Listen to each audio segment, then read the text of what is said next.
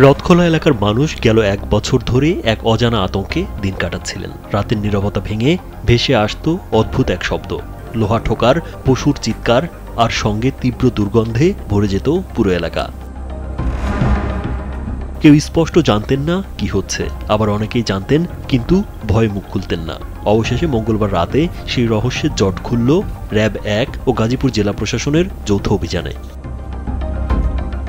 দীর্ঘদিন ধরে অবৈধভাবে ঘোড়া জবাই ও মাংস সরবরাহের অভিযোগে অভিযান চালিয়ে জীবিত ৩৭টি এবং জবাইকৃত ৮টি, মোট ৪৫টি ঘোড়া জব্দ করা হয়। স্যান্ডেলিনা সো, রূপচর্চায় আভিজাত্য।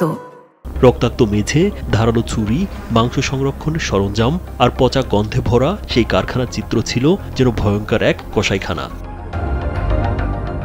গাজীপুরের নির্বাহী ম্যাজিস্ট্রেট ইশতিয়াক আহমেদ জানান, এর আগে বিভিন্ন সময়ে কারখানার মালিক শফিকুল ইসলামকে ৩ বার জরিমানা করা হয়, তবুও সে থামেনি। এবার বড় আকারে অভিযান চালানো হয়েছে, ভবিষ্যতেও অভিযান চলমান থাকবে। প্রশাসন, গাজীপুর, র‍্যাব, আনসার, স্থানীয় যে পুলিশ বাহিনী, সকলে আমরা যৌথভাবে একটা অভিযান চালাই। এখানে অভিযানকালে আমরা যদিও কাউকে আমরা হাতে নাতে ধরতে পারিনি, তবে আমরা ভিতরে উঠে আমরা যেটা দেখতে পেয়েছি, এখানে প্রায় ৩৭টি ঘোড়া আমরা পেয়েছি, যেগুলো অধিকাংশই আপনার অসুস্থ, শীর্ণকায় এবং দেখে বোঝা যাচ্ছে যে এগুলো অসুস্থ। এবং আমরা স্পটে প্রায় ৫ মণ ঘোড়ার মাংস পেয়েছি এবং বোঝা যাচ্ছিল যে তারা এগুলো বিক্রয়ের উদ্দেশ্যে এখানে তারা এই কর্মকাণ্ড করছিল।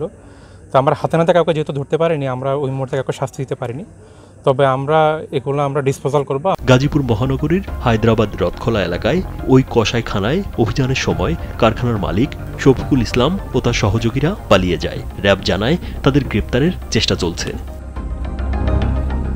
রাজীব বিশ্বাস, কালবেলা।